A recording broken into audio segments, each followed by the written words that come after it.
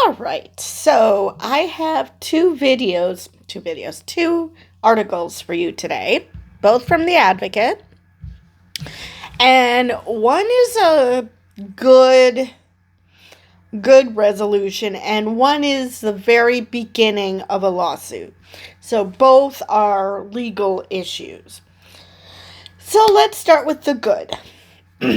Iowa must pay $85,000 to transgender students banned from bathroom in state capitol. The state of Iowa must pay $85,000 to a group of transgender students after they were barred from entering a restroom at the Capitol 5 years ago. The State Appeal Board approved the settlement Tuesday, the Des Moines Register reports, granting the money to the students without the state admitting wrongdoing. The lawsuit stemmed from an incident in March 2020 when a group of trans students on an advocacy trip were prevented from using a bathroom by a state trooper. These individuals were exercising their constitutional and civil rights when they were singled out and removed from the Iowa Capitol solely because of their identity and their affiliation with an LGBTQ+ organization. Devin C. Kelly, an attorney for the students, told the outlet. At a time when LGBTQ+ Iowans and their families continue to face growing challenges, this settlement reaffirms a simple truth. All Iowans are equal under the law. After the trooper blocked the students, the then executive director of the group reminded him that the Iowa Civil Rights Act encompassed gender identity, according to the original suit filed in 2022. The trooper then claimed this did not apply to the bathrooms, and Iowa State Patrol forced the group of around 150 students to leave the building while allegedly not allowing them to retrieve their belongings. Really? Why don't you just scream bigot a little bit louder? You don't even let them claim their things? Come on. The Iowa Civil Rights Act first added gender identity in 2007, banning discrimination in employment, housing, education, public accommodations, and other aspects of life. Republicans voted to remove gender identity from the law in February, effectively legalizing discrimination against trans people. Now, notice that housing, employment, education, public accommodations, what do they all have in common? They all have bathrooms. So the fact that the state trooper tried to be cutesy and say, oh, they didn't say bathrooms. No, that's not how this works. If you're accommodated in these places or you are not. It's not a half-ass thing. Because the incident occurred in 2020 and the lawsuit was filed in 2022, the student still qualified for damages under the law.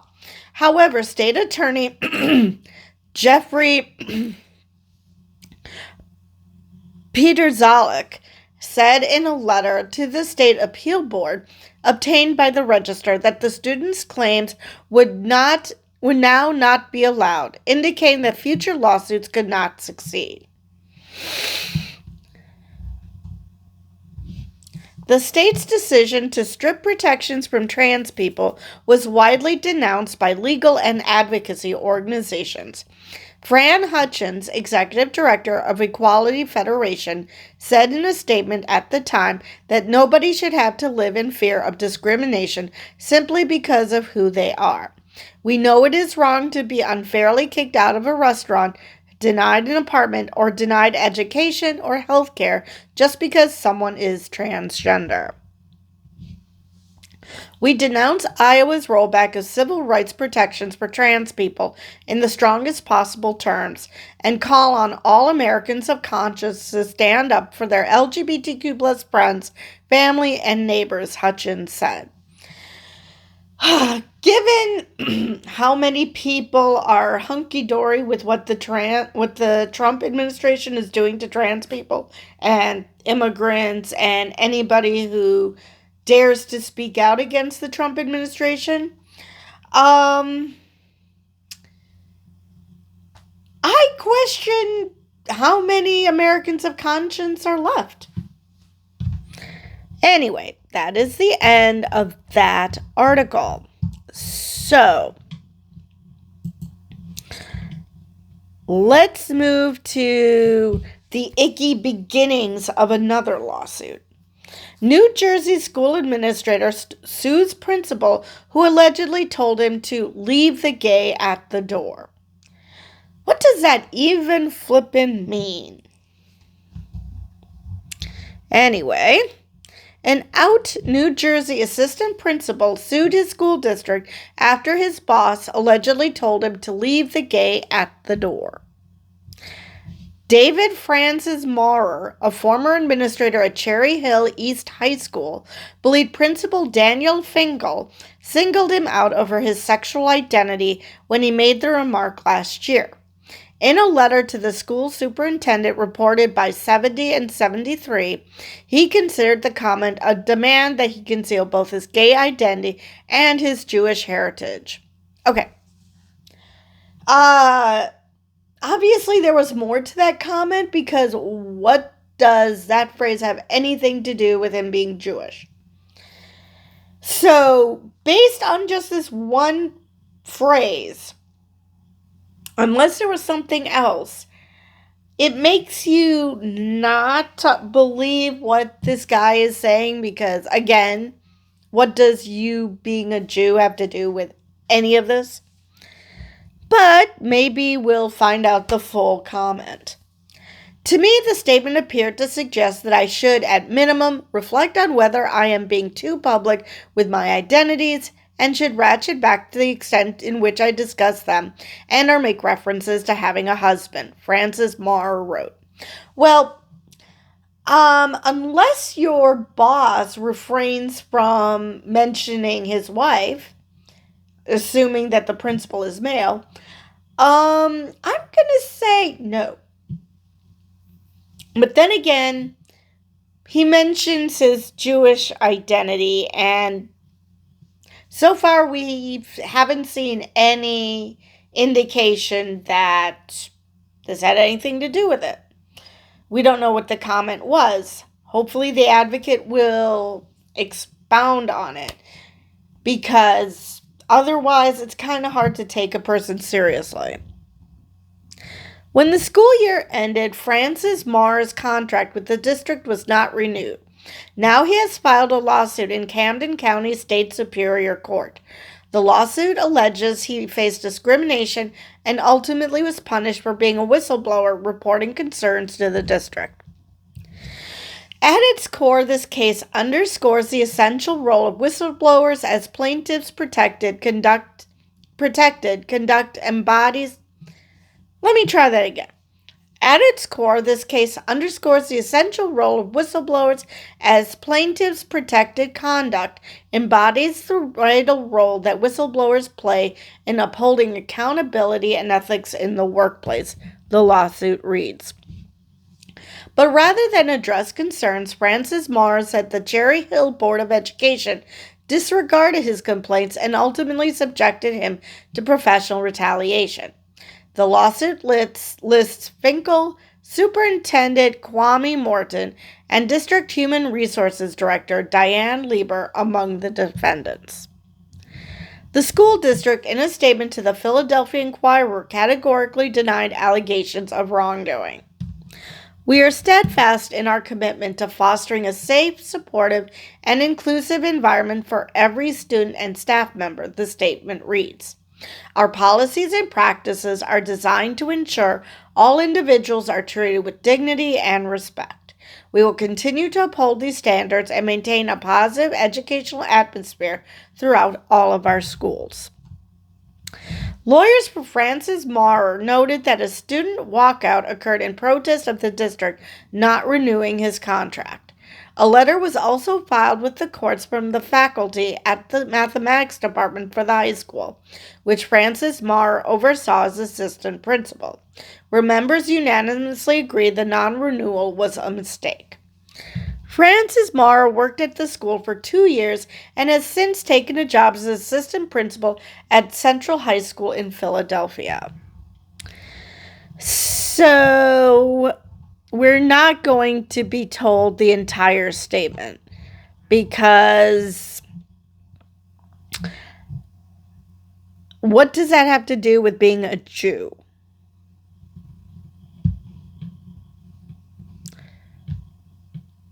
Let's see.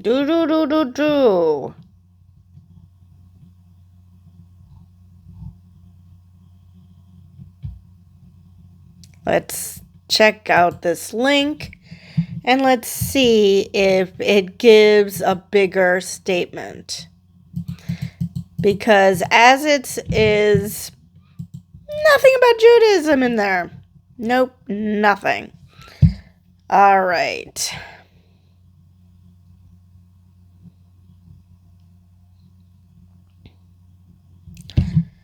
All right, now this by 70 and 73 just says, told him to leave his identities at the door, which is entirely different than just leave the gay at the door.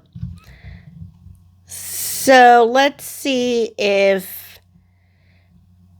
Nope, this just simply says to leave the gay at the door, which... Again, nothing to do with Judaism. Let's see.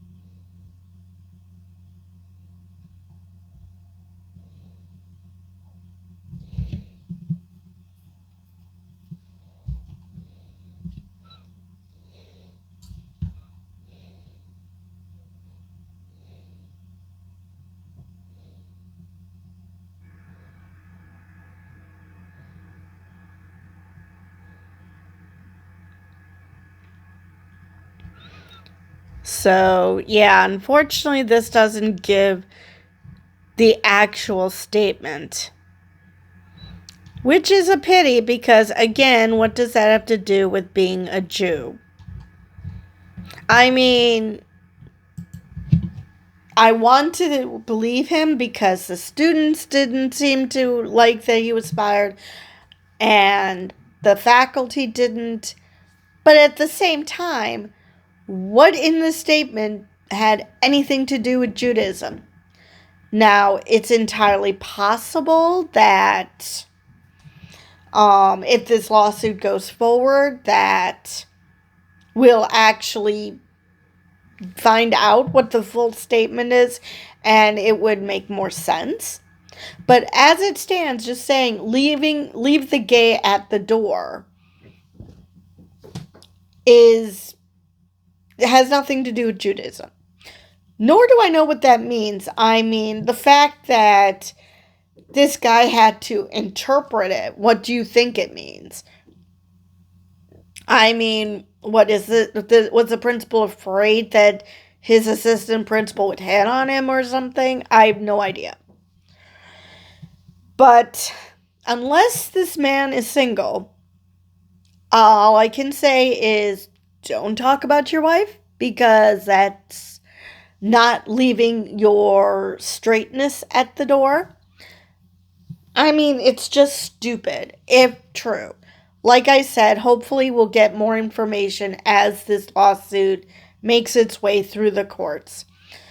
So, that is all I have for this video.